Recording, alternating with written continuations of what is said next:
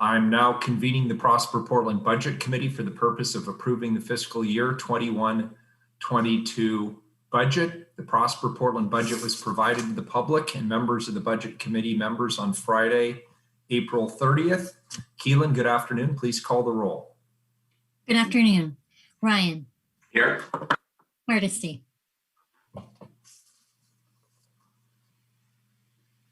My apologies. I couldn't get my phone off mute. Here. Maps. Here. Rubio.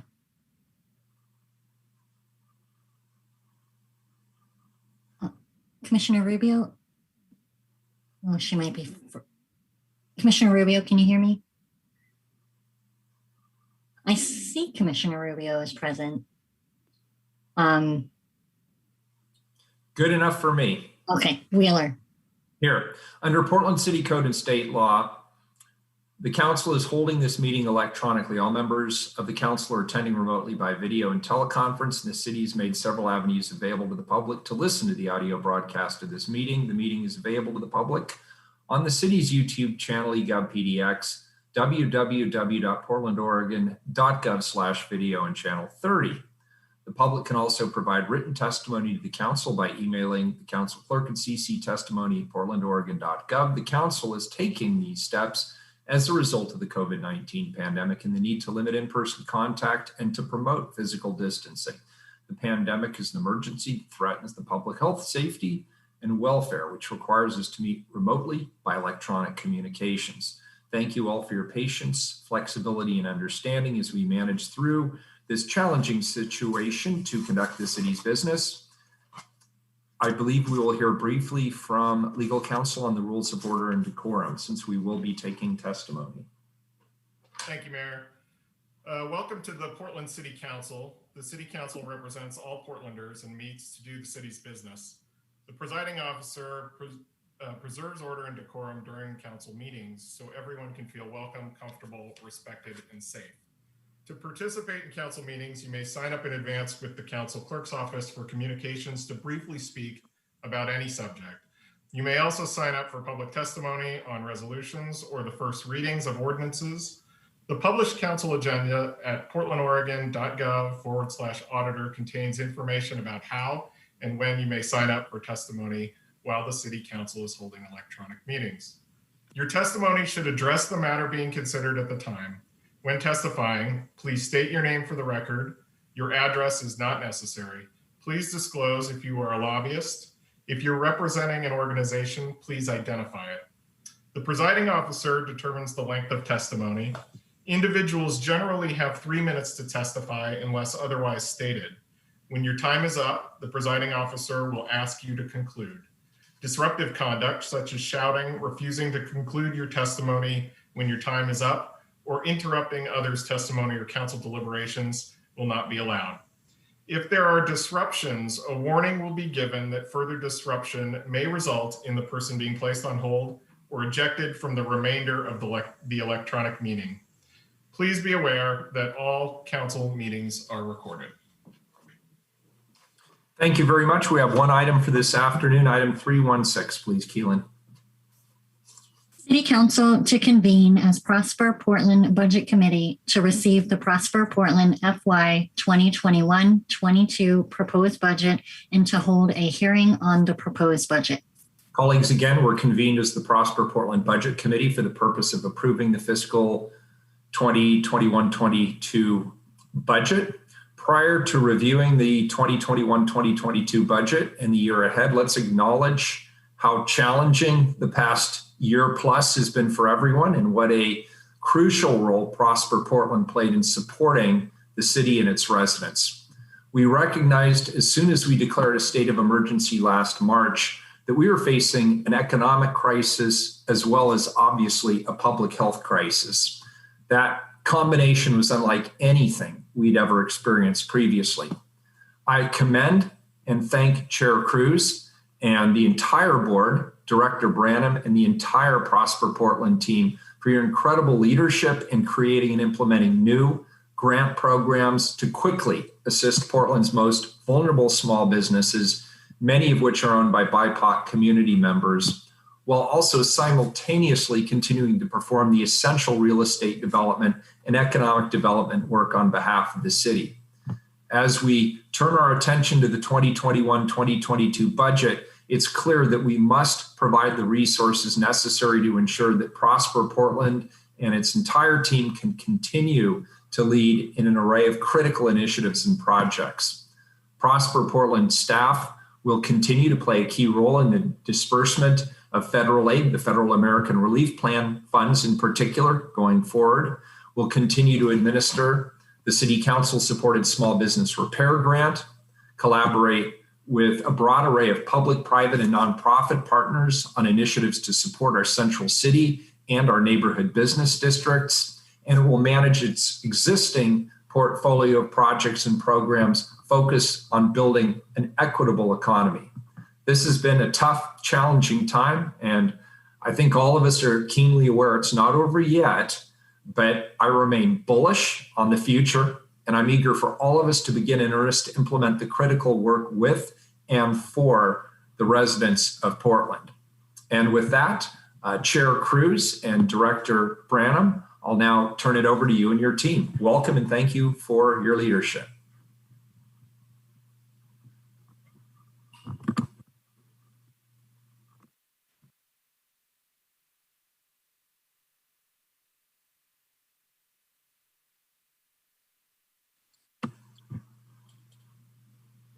You're muted, Chair Cruz. Can you hear me now? Yep, now you sound good. Ah, okay. Sorry about that. I don't know what happened there. I'm Tahoe Cruz, Chair of the Prosper Portland Board of Commissioners, and we are pleased to be here this afternoon to present the fiscal year 2021-22 proposed budget for your consideration. The past year shook the foundation of Portland's economy in our collective effort to save lives.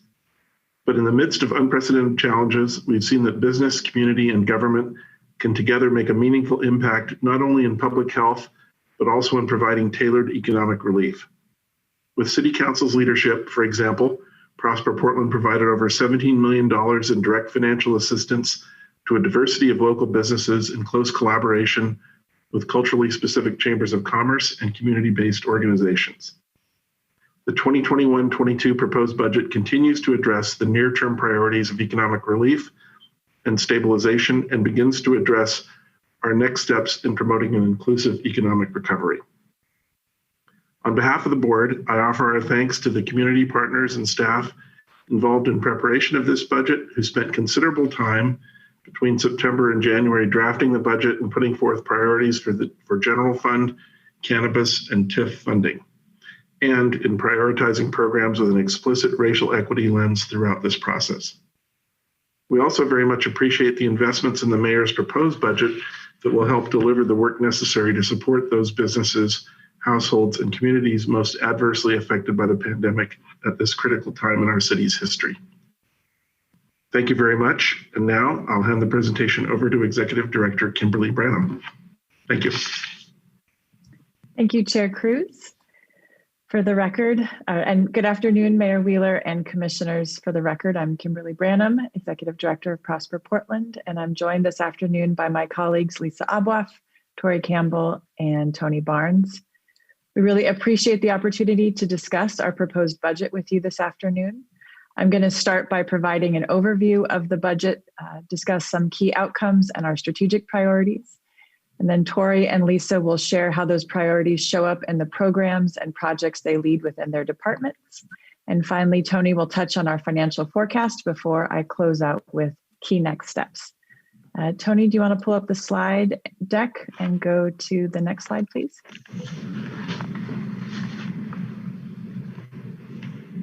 All right, so what you're going to see on the next slide is a snapshot of our budget. And what that shows you is that at a high level, we have approximately $343 million in available resources this year, and we anticipate up to $148 million in total expenditures. About 85% of our funding this year comes from existing cash balances in tax increment finance districts and new TIF that will be issued next year. General fund and cannabis resources total $7.8 million in ongoing and one-time resources as included in Mayor Wheeler's proposed budget. And while this equals approximately 2% of planned resources, it represents a substantial and very important portion of our economic development and operating budgets. To support this work, we employ a total of 87 full-time and limited-term employees, with the staff levels for our 3 external-facing departments noted below. And I'll just note that this is 2 positions fewer than we have in our current year budget. Next slide, please. We reviewed the draft budget with our Community Budget Committee, which met 7 times over the course of the budget cycle. The members who are listed here represent a diverse array of geographic, industry-specific, and community stakeholders. Staff also reviewed specific tax increment finance district requested budgets with 11 community and neighborhood organizations to receive input. You'll have a chance to hear from a few of our advisors towards the end of the presentation to learn more about the community's perspective and how it shaped our requested budget. Next slide, please. Prosper Portland's strategic plan's overarching priority is building an equitable economy. And as Mayor Wheeler mentioned, and we all know, today's economic challenges are significant. Many tourism and hospitality-related industries are half their pre-pandemic size, but struggling to find workers as they look to rehire. We've seen an 80% increase in business closures, significant job losses for women, and today 30% of Latino households in Oregon are challenged to cover their expenses. The pandemic recession has exacerbated pre-existing inequities, from the staggering wealth gap between white and Black households to high poverty rates for Native American families and children. Recognizing these inequities, as well as the opportunities presented by the American Rescue Plan and growth in key industry sectors, Prosper Portland's proposed budget implements programs and projects that are critical to ensuring an equitable economic recovery and creating more widely shared prosperity. Next slide, please. In November of 2020, the Economic Recovery Task Force endorsed the Economic Relief and Stabilization Framework as a strategy to guide our near-term and mid-term priorities on the longer road to economic recovery. The framework is grounded in racial and social equity and calls for focused attention to support households, local businesses, community partners, and neighborhoods, understanding that we must take a multi-pronged approach. Prosper Portland's budget advances these priorities by connecting dislocated workers to employment opportunities and retaining middle-wage jobs, supporting small business adaptation and growth, preserving critical resources for entrepreneurs, business districts, and job seekers, and taking geographically tailored approaches across the city to reduce commercial displacement and deliver on community-identified priorities. Next slide, please. Looking back to fiscal year 1920 on the left-hand side here, is the most recent fiscal year for which we have complete annual data. You see the reach of the impact of our key programs, with nearly 2,500 jobs created, retained, or placed through economic development activities, more than 2,300 adults and youth served through workforce development programs, 68% of participants identifying as people of color, more than 1,000 businesses served through the Inclusive Business Resource Network, of which 30% identify as Black, 9% identify as Native, 23% identify as Latinx, 14% identify as Asian American, and 59% identify as women or non-binary.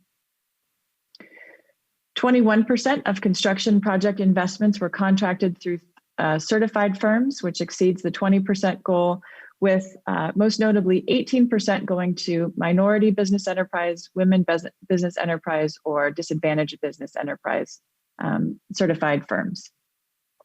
And we provided 32 businesses with prosperity investment grants, 76% of whom are BIPOC owned.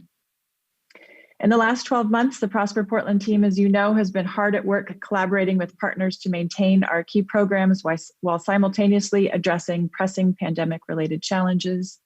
You've already heard about the work to provide 1,500 small businesses with relief grants. So I'll just highlight on the right hand here that we also supported 700 businesses with personal protective equipment, which was largely purchased from local businesses. We supported 140 local businesses to repair broken windows, graffiti, or sign damage. The team also worked with Prosper Prosper's commercial tenants and borrowers to defer and restructure payments, and collaborated with the Joint Office to make available 2 properties in the Central East Side and 1 in Old Town to provide safer places to sleep. We know that each of the numbers on this screen represents a person whose life was positively impacted. And so before I turn it over to Tori, I want to publicly appreciate the leadership of City Council and the incredibly hard work of the Prosper Portland team and our many partners whose individual efforts made a difference this past year. And I especially want to thank Tori for his leadership and partnership over the past 6 years, since this will be his last time in front of City Council before taking on his exciting new role at Oregon State University. So Tori, the floor is yours. Thank you, Kimberly. Afternoon, Mayor Wheeler and commissioners. For the record, my name is Tori Campbell, Director of Economic Development at Prosper Portland.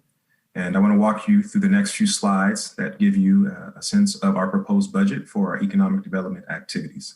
Prosper Portland's general fund and Cannabis, as well as our community development block grants, enterprise zone funds, along with new federal funds from the American Rescue Plan, really provide the critical resources that we need for household, business, as well as community partner stabilization. It also has been incredibly instrumental in our recovery efforts to those impacted by the COVID-19 crisis. Prosper Portland this year submitted a 5% cut package that proportionally reduced the 5 program areas, as well as requested additional funds for the film office, as well as small business repair grants.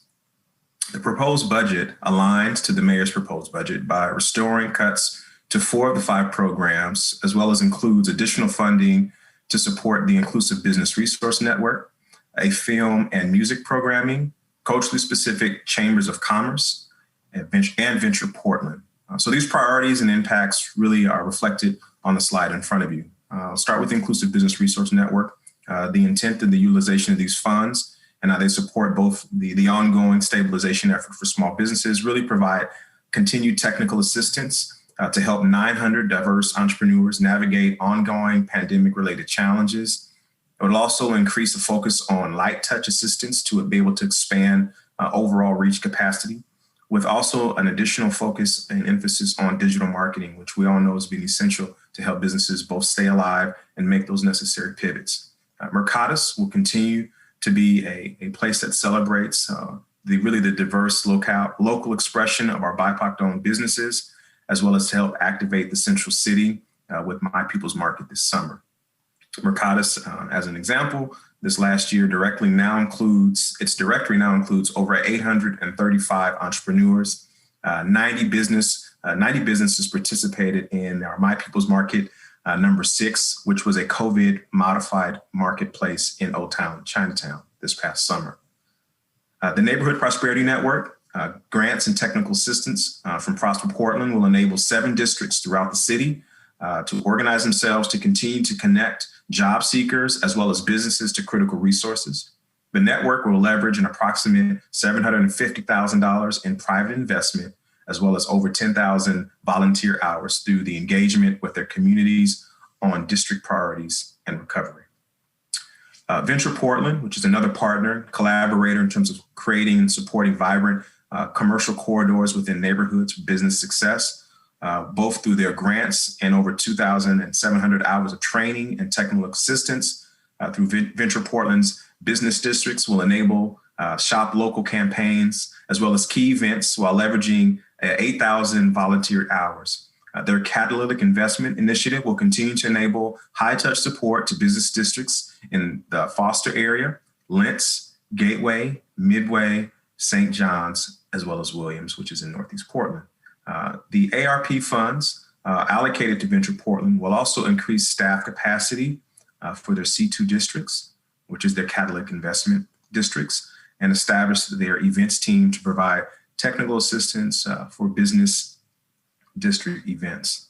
And last but not least, just 2 more on this slide, our workforce, an essential part of this overall work to not only recover, but to stabilize our communities, is to provide long-term and light touch programs that will serve approximately 2,000 individuals. Community workforce navigators have been instrumental, again, in connecting over 800 clients to workforce services, employment opportunities, as well as emergency relief. And then last but not least, The last portion of this is working with our community chambers. And really, they have been instrumental in helping us provide leadership and engaging and taking on roles to support the city in our recovery work, both serving on a recovery task force and currently on our action tables. Their work also will involve the communication and navigation of BIPOC-owned businesses to available resources, as well as providing access to information in a timely fashion. And last but not least, it'll help to retain the chamber's staff recently brought on board to implement both city and state level relief projects. Next slide, please. This slide focuses on our traded sector and business development, as well as jobs. Inclusive growth, as we all know, occurs when businesses that create jobs are competitive and operate in an inclusive and equitable manner, resulting in equitable access to employment, advancement opportunities for those businesses. The traded sector team builds programming and connections to help inclusive companies grow, and for growing companies to become really more inclusive. That's the heart of the mission of this team. So as we think about this coming year in response to the pandemic for 2021-22, the traded sector development team will focus on these initiatives: individual development, retention, and recruitment, along with industry level engagement, and that will directly support 200 traded sector businesses, add 200 new middle wage jobs, and support structured labor pathways from leisure and hospitality into growing industries. That last part is important to note, as we know that the leisure and hospitality industry has really been impacted greatly through the pandemic. We anticipate many of those jobs will come back slowly, but there is also the very fact that we may not see those jobs come back. And so part of the goal this year is to work with our traded sector companies to create pathways for those that are currently unemployed historically in the leisure and hospitality industry to move into new growing industries. Portland Means Progress will help over 100 employers respond to COVID-19 with strong equity frameworks, including increased business-to-business purchasing at local businesses owned by people of color. The 5% cut will reduce the trade, capital, access, and DEI technical assistance and training. This impacts the city's economic recovery by not harnessing opportunities for job growth and access to inclusive middle wage employment for Portlanders. Next area is our E-Zone, and the intent of our E-Zone this year is to retool in terms of maximizing our revenue, continue to create public benefits opportunities, while also ensuring that the program can remain whole to continue to support programming moving forward by reducing disqualifications. And last but not least on the slide is the Portland Film Office.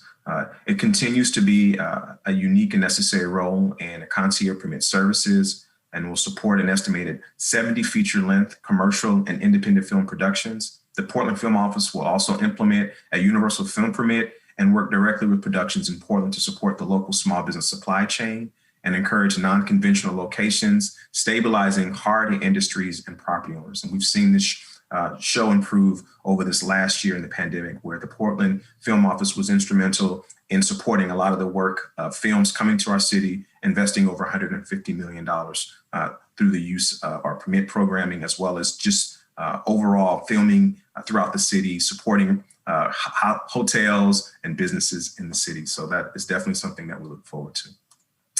The last slide here just gives you an overview of our recreational cannabis fund decision package. Just to note that in this conversation, it also shows a pie chart, which gives you the lay of the land in terms of all of our source of funding. Our largest proportion of dollars comes from general fund, a collection of a CDBG funds, E-Zone, and then obviously our cannabis funds, which we are appreciative to have, and we use thoughtfully to continue to target those that have been historically harmed by prohibition on marijuana use. For these programs, there are three that we call out. Our initial one is our BIPOC Cannabis Business Development and Stabilization Fund, which will continue to serve businesses that are run by entrepreneurs of color, specifically those who have been disproportionately affected by cannabis laws.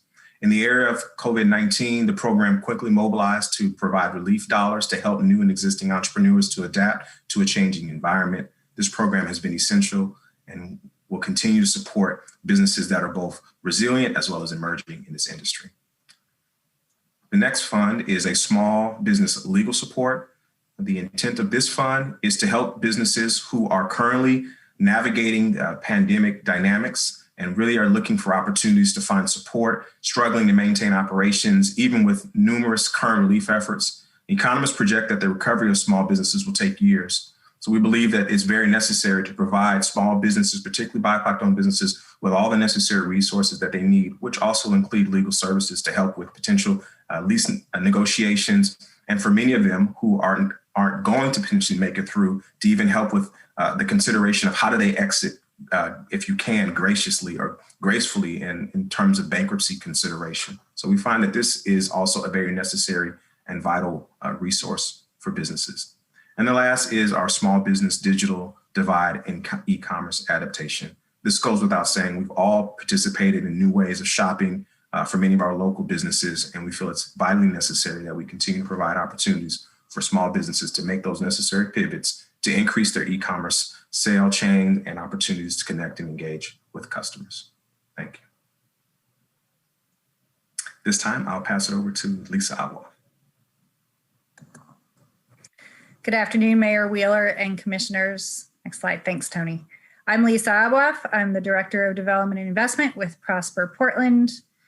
As Kimberly shared, Prosper Portland has a sizable amount of our budget and forecast years, which includes resources from 16 tax increment districts that you see here on the map that complement and support our work that Tori gave an overview of that are funded through other resources. But you see on the map, we have 10 active TIF districts in East Portland, Northeast, and the Central City. These include 4 what we would call expired TIF districts, shown in blue, that have existing assets but won't produce new revenue, as well as 6 active districts, which are shown in yellow, which will issue new tax increment debt resources between 2021 and 2025 during this budget year, as well as our forecast years. In addition, we have 6 neighborhood prosperity districts, which are shown in green, which produce revenue through 2023. Next slide, please, Tony. Prosper Portland's TIF funds, along with new federal funds from the ARP, provide significant resources similarly to support individuals, businesses, community partners, and neighborhoods, both for near-term recovery efforts in response to COVID-19, as well as longer-term stabilization, particularly through some of our land development and business investment opportunities. In fiscal year 2021, through our TIF funding, Prosper Portland will support individuals within the construction industry by implementing recently revised construction business and workforce equity policy with increased accountability and transparency on both our business and workforce equity data. Our new workforce equity language requires contractors to report disaggregated data that will be shared on our website. And we've also introduced new language requiring contractors to have and implement an anti-harassment and anti-racism program. On the business equity side, for our construction work, we've increased the goal of our partnership projects to 22% and introduced a new construction equity fund that will be based on a set aside of total hard construction costs. With regards to our work with community partners, a requested allocation of $165,000 of federal funds provides a match to Prosper TIF investments to support activations that will be put in place working with community-based partners as well as local businesses with a focus in Old Town, the Central East Side, downtown, and along commercial corridors. As we look to support small businesses and complement much of the work that Tori's team is doing, a requested allocation of $500,000 of general fund will provide support to an additional 100 small businesses citywide seeking help with immediate window repair and cleanup. And this is an extension of the program that Kimberly mentioned in her original data set. As we continue to support small businesses and community-based anchors, Prosper will provide ongoing loan and lease deferrals for impacted local businesses and provide an additional $3 million in the coming fiscal year via our Prosperity Investment Program grants to support small businesses as they look to recover from the pandemic. And finally, we'll continue our work with piloting affordable commercial tenanting spaces at the 10th and Yamhill Garage downtown in partnership with the Office of Transportation, as well as in Northeast and in East Portland by offering upfront tenant improvement support to our small business tenants. Next slide, please, Tony. A significant portion of our TIF resources are committed to investing also in longer-term community priorities identified via 4 community action plans in North, Northeast, Old Town, Gateway, and Lentz. Our investments in those areas are closely coordinated with the Portland Housing Bureau, as well as our partners at Bureau of Planning and Sustainability and our infrastructure bureaus.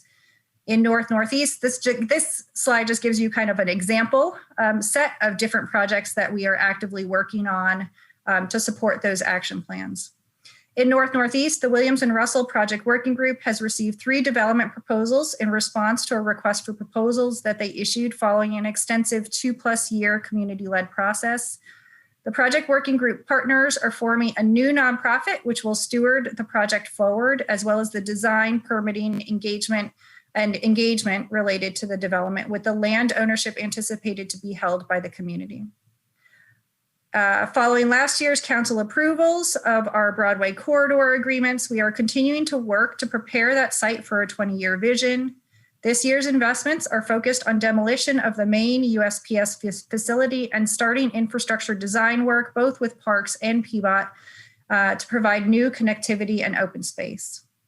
In Old Town and the Central East Side, while we continue development negotiations on various parcels that we own in those areas, we're making those properties available on an interim basis for community-based activations.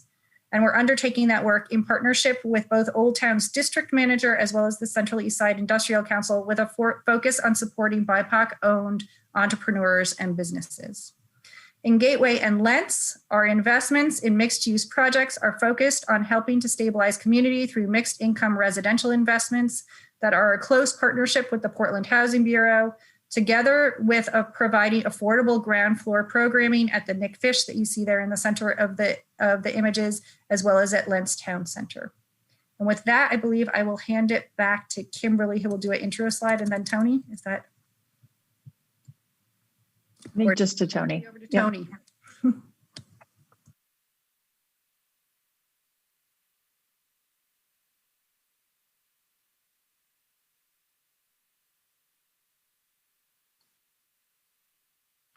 Hey, Tony, if you're talking, we can't hear you. In the meanwhile, Commissioner Hardesty has a question. Thank you, Mayor. Before we get too far more, I just want to say to Tori, we are so sad to see you leaving the city, leaving Prosper Portland, and wish you well in your future. And what a great job you've done as a public servant to the city of Portland. So wanted to not forget that, because I'm old and I forget stuff. I wanted to stop here and ask if you would go back to the slide that showed the projects that Prosper has in the mix at the moment. Oops. Try it.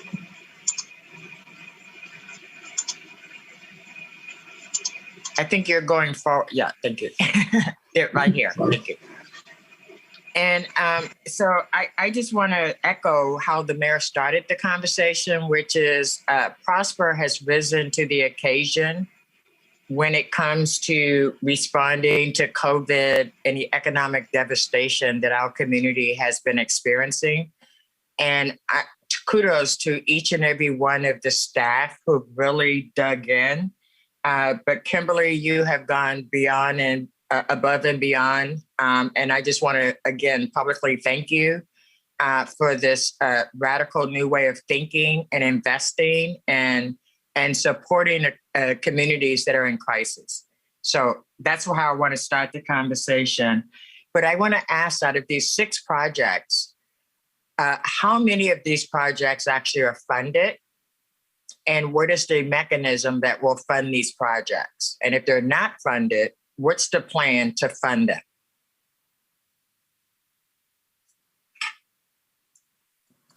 Lisa, why don't you take that one? And first of all, I just want to say thank you, Commissioner. It's very, very kind and really appreciate that. You know, I have a high degree of respect and regard for you and your team. And I know you don't sleep because you work way too much. So I just want that on the public record. We really appreciate that. Thank you.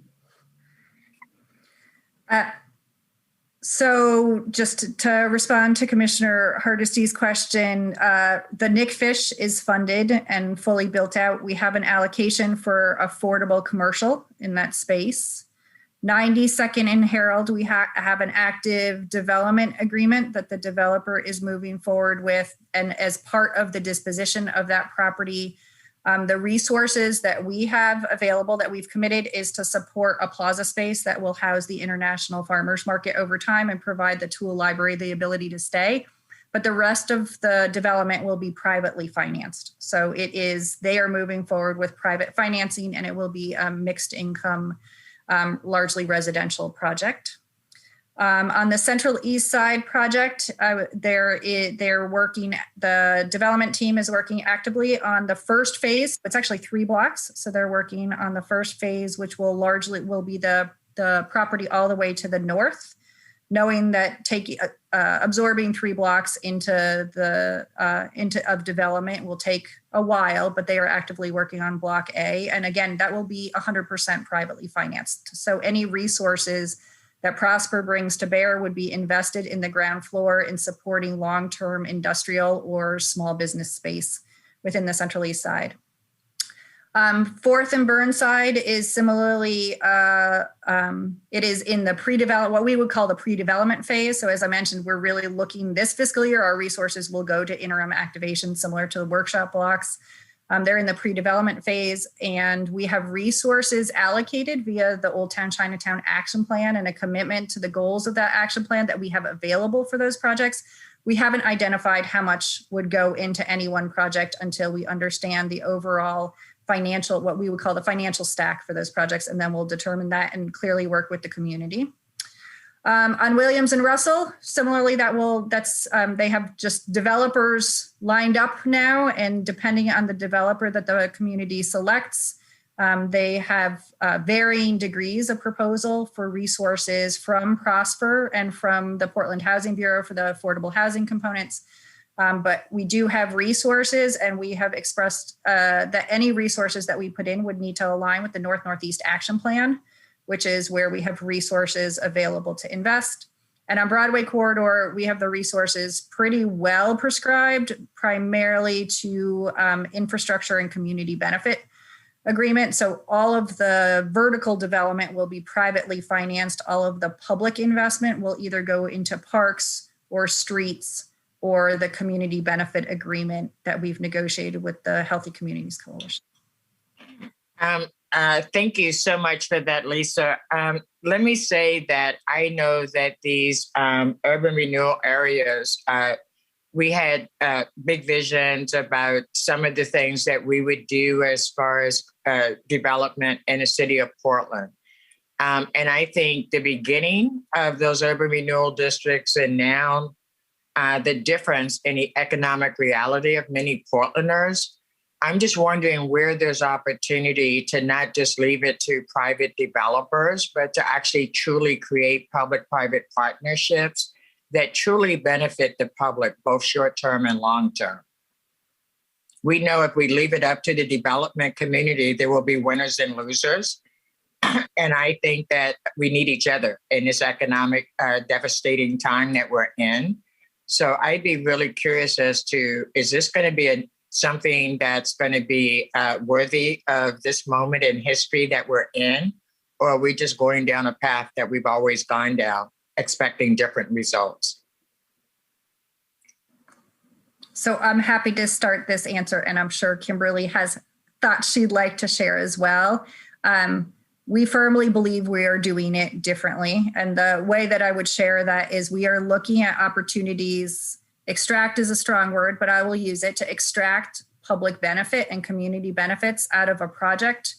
And in the past, I would say we largely looked at the construction phase. And at this point, we are looking at anything from land ownership through to construction, through to operations, through to who gets to develop or invest in the project. So as I look at all 6 of these projects, it's creating opportunities for individuals and businesses who haven't had access into the development market in different ways. Again, as developer, as landowner, as tenant of an affordable space that we have not looked at in the past. and building on and strengthening our commitment around the construction equity that we have focused in the past.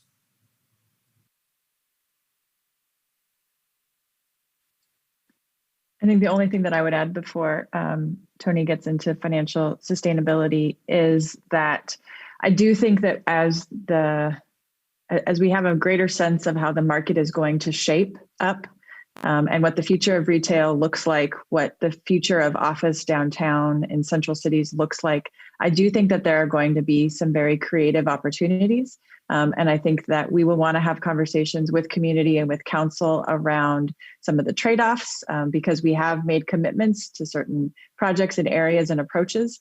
And I think if we want to reevaluate those, and there might very well be good reason to do that, we'll want to do that with you and with community and with a little bit more intelligence about what we are going to see over the long term. But I would anticipate that that's going to happen in the next 6 to 12 months. Yeah. Thank you. All right, Tony. Can you hear me now? Yep. Good afternoon, Mayor Wheeler and Commissioners. I'm Tony Barnes, Finance Manager with Prosper Portland. So I'm going to pivot now to discuss key financial challenges we face in the 5-year forecast and touch upon some lessons learned. Director Branham will then discuss the next steps we're pursuing to ensure that Prosper Portland maintains the ability to support economic recovery and community resiliency. As Lisa noted, Prosper Portland's forecast includes new tax increment resources from 6 tax increment districts over the next 5 years. All other tax increment districts have issued their final available tax increment resources.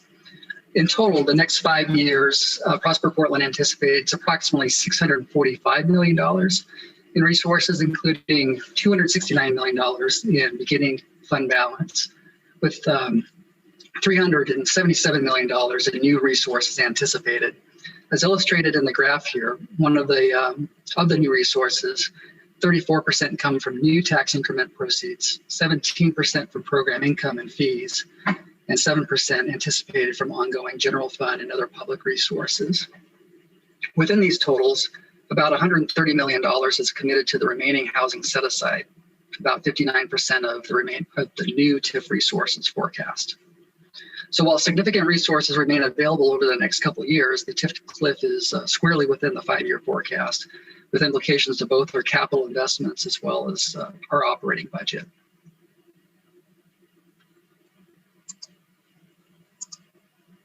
In 2016, we convened a financial sustainability committee charged with advising on the development of a business plan to guide the agency's transition to long-term financial sustainability. We engaged consultants to provide information on case studies and best practices from across the country, as well as to advise on assumptions in the financial model. Building on this process, as well as public engagement and feedback from City Council, in 2018, our board adopted a 10-year financial sustainability plan framework that included 4 key components you see here.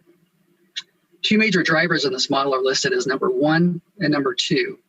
Number 1, optimizing remaining TIF resources and land assets through a social impact model of investment with a mixture of grants, below market loans, market rate returns, designed to achieve both community priorities and meet the agency's financial objectives. The second is to secure additional public funding, including taxes returned to the city following the completion of TIF districts, to continue providing economic development and community development services to the community in the future.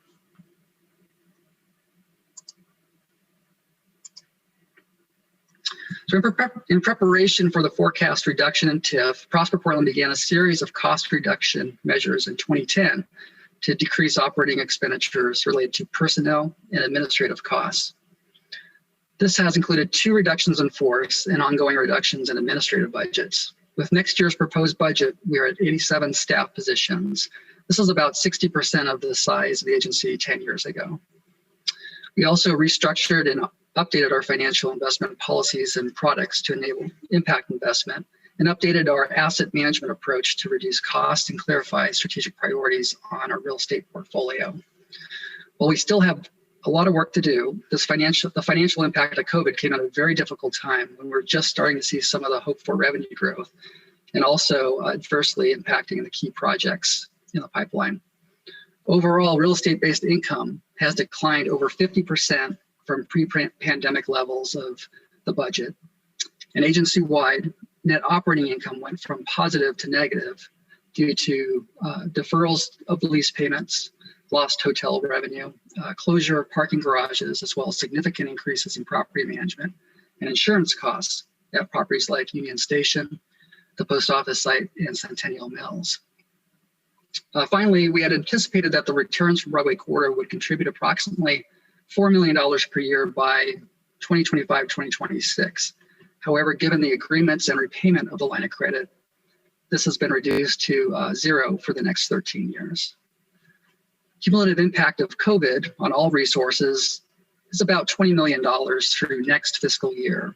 It's 19-20, 2021, and 21-22 combined. While we anticipate a rebound in activity, the loss of revenue has been significant for both the capital and operating budget.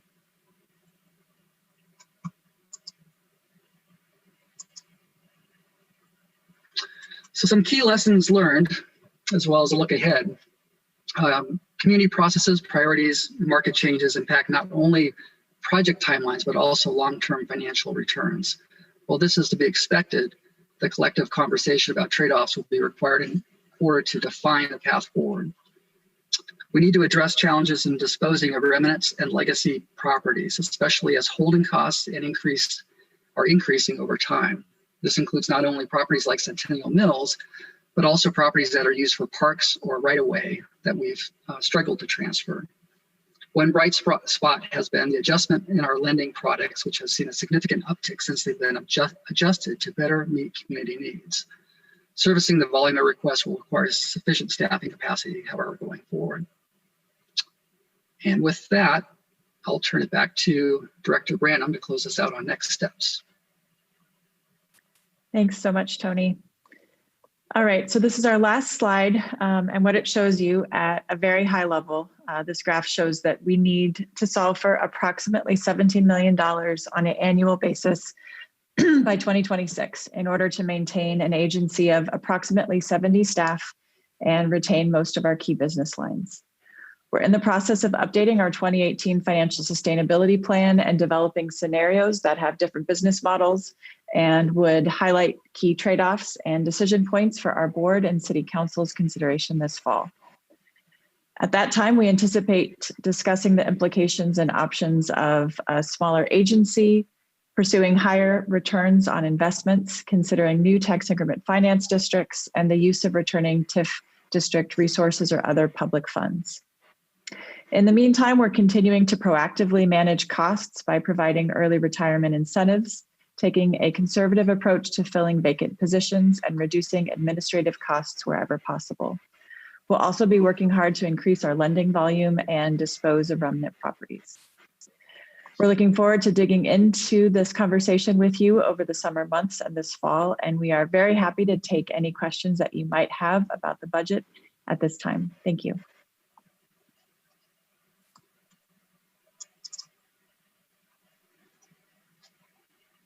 Commissioner Hardesty. Thank you, Mayor, and thank you, Director Branham. This is a key conversation that I continue to be unsure where the decisions are made. You have a board of directors at Prosper, and we have a city council. And so I think I ask this question every year because it still seems really fuzzy to me that Prosper Portland's board makes commitments that the city council then has to fulfill.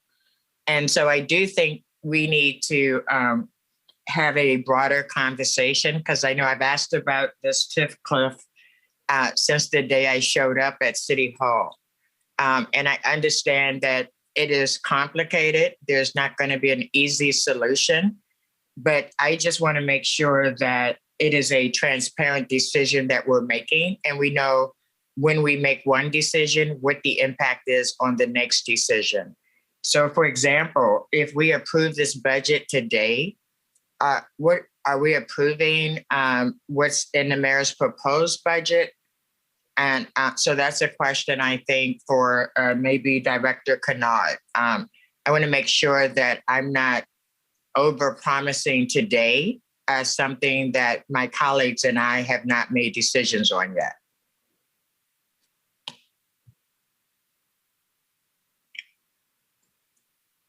Yeah, our budget, Tony might be able to speak to the specifics, Commissioner, in terms of what the action is. I know that you play a unique role as our budget advisory committee that, so your approval is necessary in order for you as City Council to then approve it or our board to approve it, but Tony can speak to that. In terms of the transparency, I think we strongly agree, and I see Chair Cruz nodding that the conversation needs to be transparent. These are real trade-offs. There are real policy implications for the city, and so we look forward to having those conversations with you in a transparent way and a deliberative way over the summer and this fall. Kimberly, before Tony jumps in here to answer Commissioner Hardesty's question, I just want to make it clear for the record, we are not voting today that this will be continued until May 19th. Okay. Tony, Thank you. go ahead, and then after Tony, Commissioner Maps, unless Commissioner Hardesty has another question. Yep. Thank you, Commissioner and Mayor Wheeler. Yes, the process from this point out is we will incorporate any decisions on funds that are related to Prosper Portland in the approval of the City of Portland budget. Those decisions approved on May, I think scheduled for May 13th, will be incorporated into the approval process for May 19th, when Council will meet as Prosper Portland's Budget Committee to approve the entire budget, including those final decisions on the general fund or other funding sources that are pertinent to the budget. Thank you. That's very helpful. Maps. Oh, great. Just a process and timeline question. At what point will this council or various groups come together to begin to evaluate options for the TIF cliff?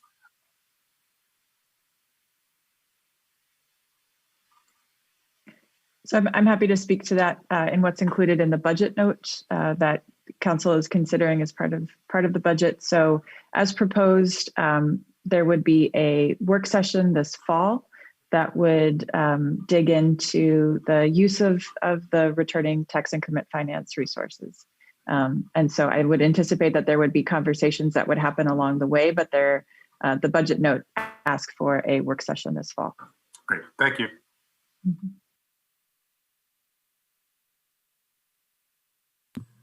All right, very good. Not seeing any further questions right at the moment. We're going to also open up the opportunity for public testimony on the Prosper Portland fiscal 21-22 proposed budget. Keelan, do we have anybody signed up for public testimony? Yes, Mayor. We had a couple people sign up, and it looks like we have one person on the line right now to testify. Great. 3 minutes. Name for the record, please. First up, we have Mira McLaughlin. Welcome. Yes, hello. I had actually canceled this spot because I assumed you would be overwhelmed with all kinds of testimony. But I'm the Executive Director of Music Portland and just want to make a statement in support of both the generous allocation to support our efforts and an artist grant program. Much of our work is focusing on equity in our music ecology, which, like every other aspect of Portland, has been lacking through convenience and practice, and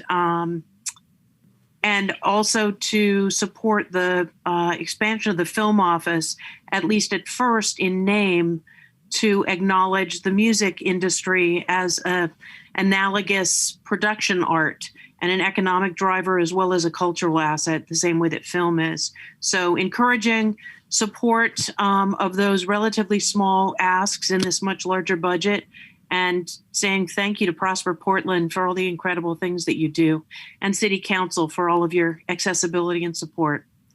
Thank you. Thank you. Appreciate it. Glad you're here. Commissioner Hardesty. Thank you, Mayor. I just wanted to say that Music Portland, I really appreciated them reaching out and having a conversation about the excellent work they're doing to really highlight a really devastated industry where many people still don't have unemployment insurance. Ironically, before COVID, we were planning to do a Black Music Month celebration, and then COVID happened, and then life changed radically. I hope that we find money in this budget or in the relief dollars that where we will be able to support artists and musicians from BIPOC communities, because I can tell you they're not feeling included in whatever the plans are today for us to reopen. And so I think it is one of the gems of Portland, and certainly one of the reasons why I stayed in Portland was because of the music and the artist scene. I think that's going to help our soul rebuild coming out of this pandemic. And we have to create space for Black artists and Latinx artists and other artists of color to really be able to own how they want to reenter and rebuild our community. So I've been talking with, of course, the RAC Commissioner, Commissioner Rubio, about how we support artists who, you know, just don't get the opportunity to be at City Hall saying, please, we need help.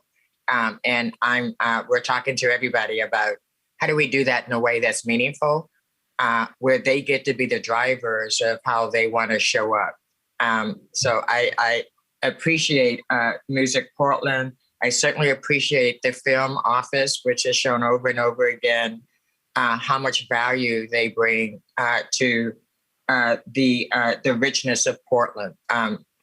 We just have a lot of work, and it's going to be really hard.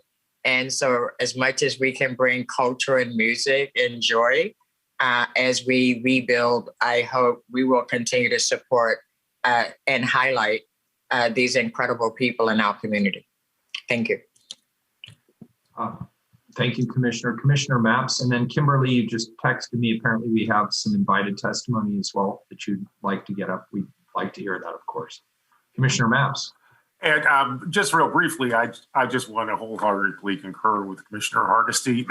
Big fan of the work that both the work and the vision put forward by Music Portland. If you haven't been briefed on some of their ideas about how we can make our city more amenable to the arts and support the arts both culturally and economically.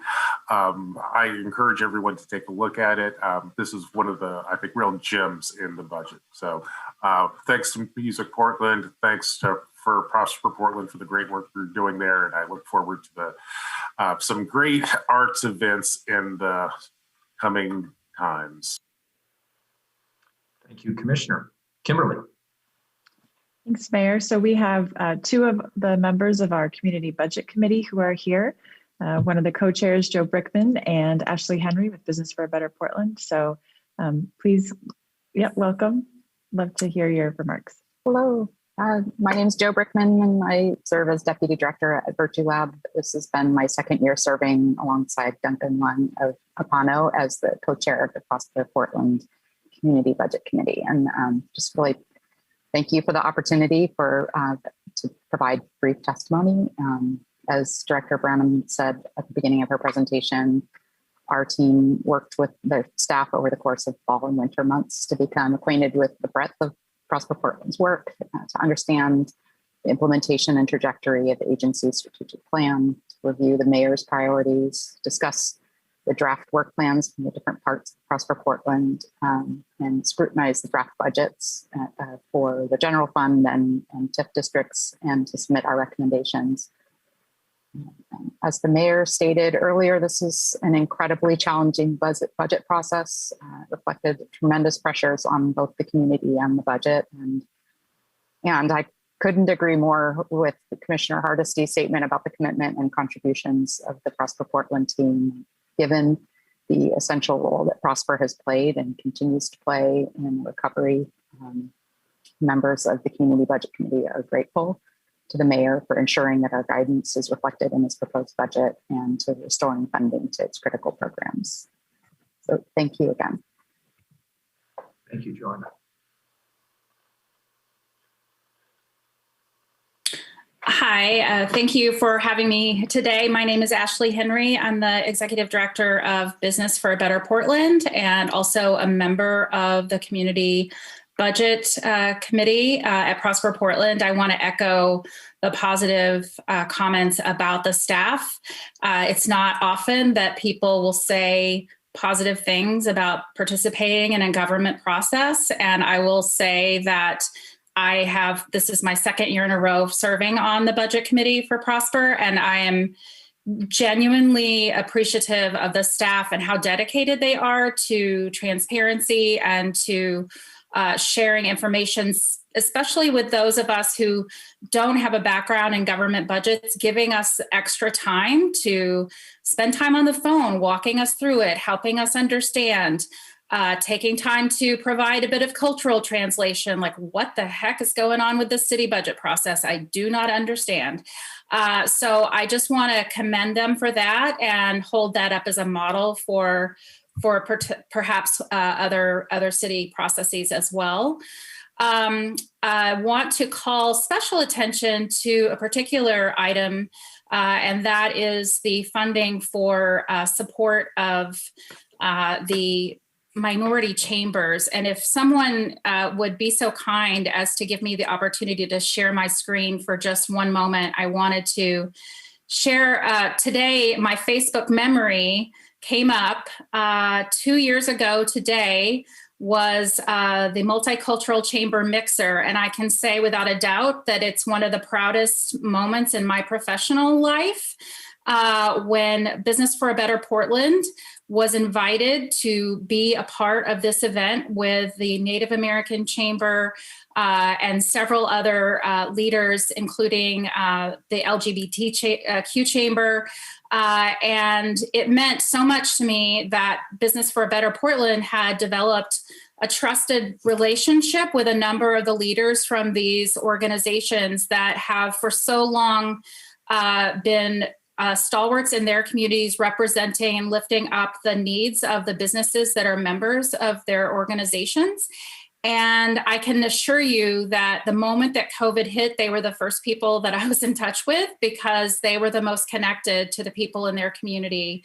And just as Business for a Better Portland has been a voice for small business since the pandemic, so too have these organizations been representative of for their communities. And I can assure you that the number of tables that we are expected to staff with organizations that have 0 to 3 staff members is unbelievable. And it has been a true labor of love over this last year of 14 months or so. And I was so thrilled to see that line item for these organizations because this is not just about one time. This is something that these organizations have been doing for decades. And it's an important, critical signal for the city to send that you respect the depths of their commitment to their community and that you acknowledge that their members play a critical role in our region's economy. So thank you very much for considering that input. Thank you, Ashley and Joanna, both of you. Thank you very much for the great work you're doing in the community. Appreciate it. Kimberly, does that conclude your invited testimony? That does, yes. That concludes our invited testimony. We've heard everybody who wanted to testify through public testimony. Yes, Mayor. All right, very good. Colleagues, anything else for the good of the order before we move this along? Last call, seeing none. This concludes. Yeah, actually, I'm raising my hand. And, sorry, didn't see it. Thank you. That's okay, Mayor. Kimberly, thanks for being here. It's a great presentation. This TIF cliff is, ever since that came up, it's all I can think about. So it was hard to concentrate because when you see revenue streams going down, And are we having a work session in the fall? Is that what I heard earlier? Okay. And then I also want to just acknowledge that it was acknowledged by Commissioner Hardesty just how agile you were as an organization this past year. And that's appreciated. And yet I can only imagine what that was like to shift to those emergency mechanisms and strategies. And that probably took you off some of your other bigger picture. So I want to hear a little bit more about the lived tension you've had this past year of being responsive to the emergency, and then your concern about the long term. Really easy question, I know, but I wanted to get some dialogue going because there's just something bigger here that I'm not understanding. And maybe hearing even a couple stories from where these targeted investments will have impact. And then I'll end with when it was earlier was discussed. I think this is the public-private partnership organization and how important that is. We have to leverage. And clearly that seems to be a big part of where the revenue could come in the long term. So I didn't want to leave this session since all of you are here. It's a wonderful, expensive meeting. And I wanted to take advantage of the community assets we have in the room right now to get a little under the hood right now on these topics. So was that enough to get you started with okay, great. Well, Commissioner, I'm smiling because I feel like you just encapsulated our entire year in about 30 seconds. Very, really, just kind of got to the heart of what has been really challenging about this year. And I know that we are not unique in this. I know that this is something that the Transportation Bureau and many other bureaus are facing, which is that there was we've known about the TIF cliff, but this just accelerated it. And so at the same time that we were seeing all of the pain and challenges in the community and wanted to be responsive, we also knew that it was having real impact on our agency and on our future and on our ability to continue this work. So, I will just say frankly that that there's an emotional weight to that for staff, and that each of us are holding. And because I think we believe really strongly that we do have an important role to play as this public-private convener, and that you want to have, and a city should have, a organization who wakes up every day thinking about how do you create inclusive economic opportunities and growth. So, I think as we kind of unpack the different trade-offs in the coming year, just even finding the time to actually be prepared to have these conversations with you so that, so that it makes sense, can be a bit of a challenge right now. So I appreciate, just the graciousness of that question of empathy there. We are really going to try, and Tony and Lisa and the team are working really hard to think about how we can tease out the decisions that we have in front of us. And so, more to come there. But just, I guess I just want to appreciate the insight in the question. And I'm happy to just open it up if Lisa or Tori or the chair want to add anything else. I would just add very quickly, and thank you, Commissioner Ryan and Kimberly, for your great comments. I just wanted to assure the commissioners and everyone else listening that the TIF cliff has been a very high priority item for our board for a long time. And we were considering it way back, 6 years ago when I joined the board. And our deliberations and strategizing over that problem have gone along throughout. And then, as Kimberly noted, things have changed recently, which has altered the course of some of our planning. So that's really where we are now. And we're looking forward to more discussion and looking at things in a little different way to reflect the current circumstances. So thanks again for your consideration. Yeah, and I just want to add, I think it's important that you continue to have your private sector partners help you think through business model changes, because that's, a major business model change that you're experiencing. And our friends in that sector have more experience with such conditions. And so, in fact, most people that are tuning in probably don't even know what we're talking about when we say TIFCLIF. And I don't want to be put on the spot to try to explain it, but it's definitely a big shift in business model. And we probably have to learn how to say that succinctly. I just want to call out how much I appreciate the investments that I am seeing here. The testimony last night that I personally appreciated probably the most was the ones that came from the Ankeny food cart infrastructure. It was just like the sweetest testimony because you could experience people firsthand arriving in our country, arriving in Portland, and how much they were aided by the support. And they really just want a little bit of support so they can take off. And now I have a follow-up question with that. So it's the investments that I get most excited about is when we leverage the seeds so that entrepreneurs from the BIPOC community can truly be supported to be launched. And I think sometimes in government, we do a good job of planting the seeds, but maybe we have to help cultivate it so it gets to harvest. So is there a system in your organization that provides long-term coaching and assistance so that we can really have long-term capital gains for communities that have been ignored systemically for forever? Yeah. Tori, do you want to take that one? I feel like you've been a leader in creating the system that that is responsive to that. So do you want to talk about that?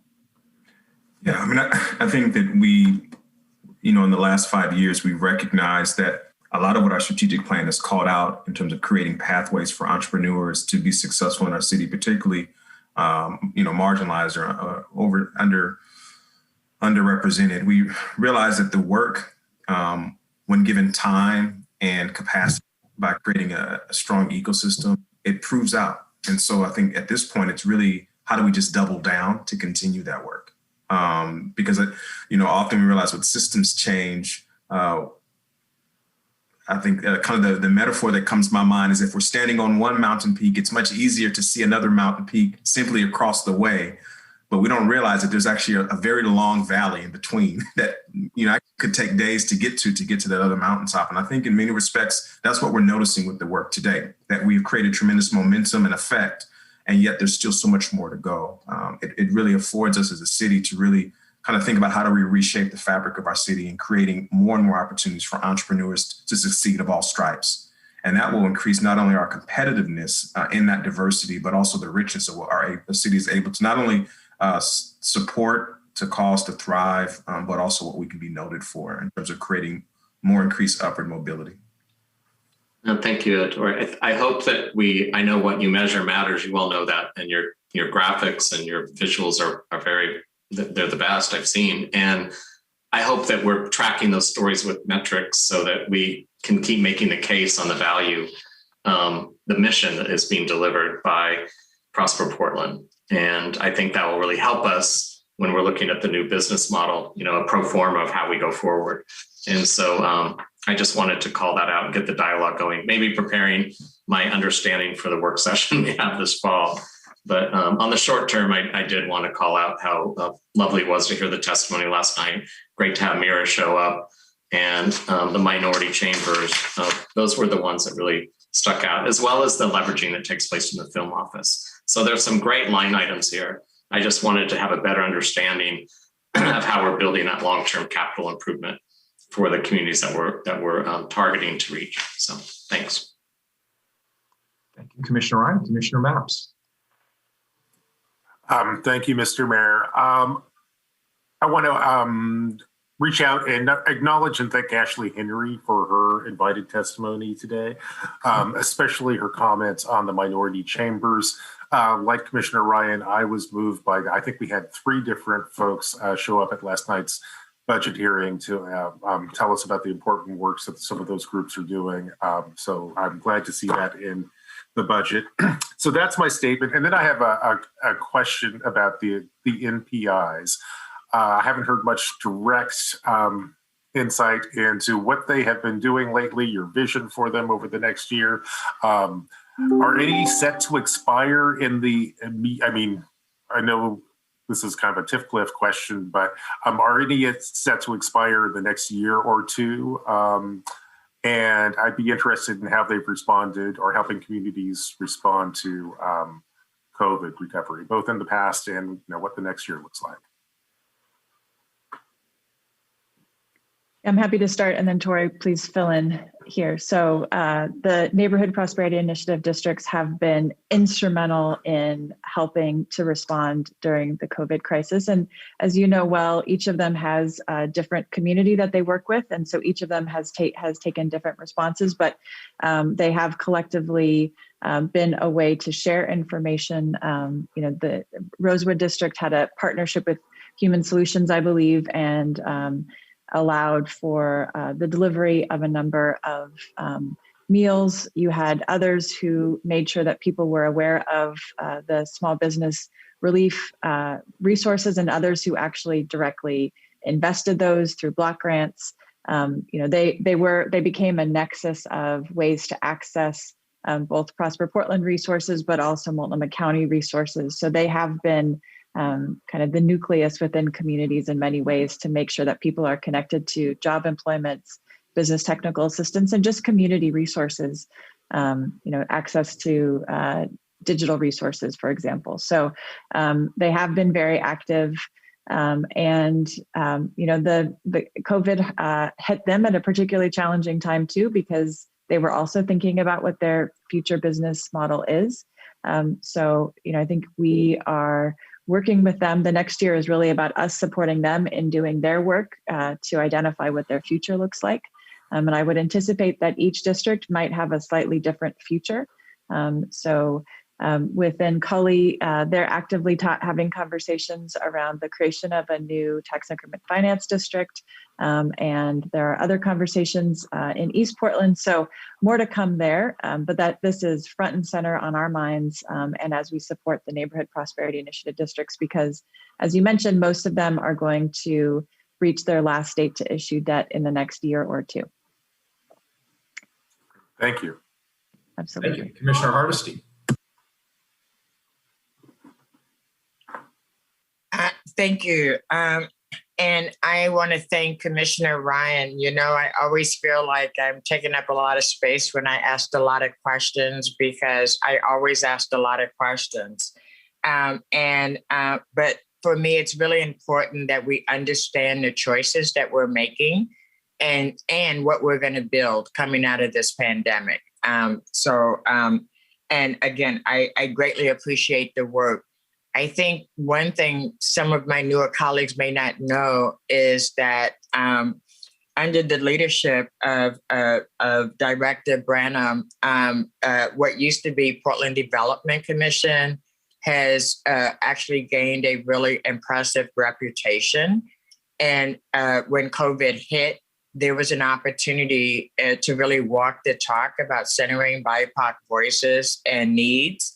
And it was shown immediately by the first funding supporting API restaurants, who had been the first devastated by innuendo and rumor related to COVID-19. I also want to remind my colleagues that traditionally, development and public-private partnerships didn't really benefit the public at all, except for sidewalks and trees in areas where big development took place. And so the community is not trusting of another entity who says that they will be inclusive traditionally, because if you look at outcomes across the city and the state and the US, you will find that we're woefully inadequate in getting the outcomes we say we want. I actually am optimistic about the opportunity for true public-private partnerships that are transparent, that are on paper, that people can be held accountable to. I think anybody who wants to develop in Portland should understand the values that Portland operates under, and they should be adding to those values and not taking away from it.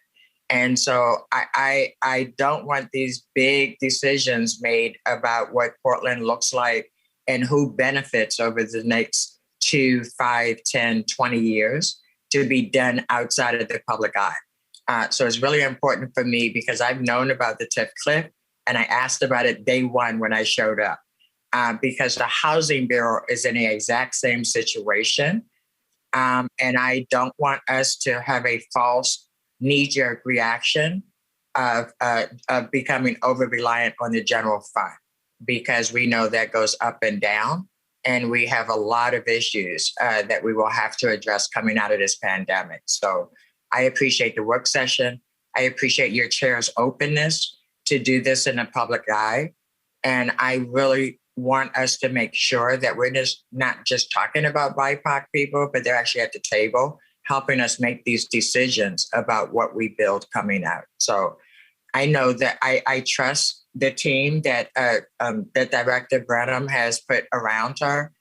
I'm going to cry when Tori leaves because I have to say, of any employee within Prosper Portland that I've challenged most, it's been Tori. And Tori has risen to the occasion every single time. So I absolutely have built a deep respect for the integrity of the work that he does, that Lisa does. It should not have taken us 2 years to get Ankeny food carts back up and operational. And so though we can all appreciate today that it is in the proposed budget, we still need to examine why it took so long and why it took every office at City Hall to do a full court press in order for these small entrepreneurs to be able to be in business. That, to me, that's not acceptable. And I know it's not acceptable to my colleagues.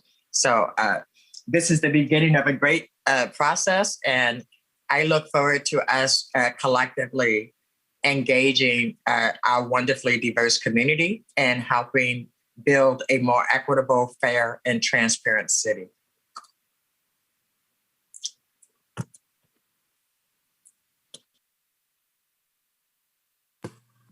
Very good. Thank you, Commissioner. Colleagues, anything else? All right. This meeting of the Prosper Portland Budget Committee is continued to May 19th at 3:30 p.m., where members of the committee will hear any further amendments to the budget and the committee will vote to approve the final budget. I want to thank everybody for an excellent presentation today, Kimberly, your entire team.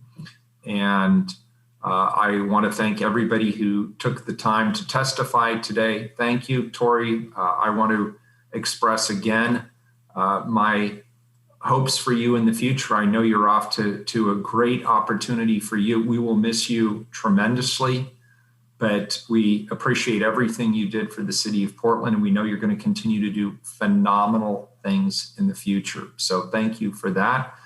Chair Cruz, thanks to you and to your board. You don't get paid very well for what you do, and I know you spent a lot of time thinking about some very, very challenging issues confronting a rapidly changing and dynamic situation at Prosper, and you guys are doing great work. So thank you for that. And with that, colleagues, we are adjourned. Thank you all.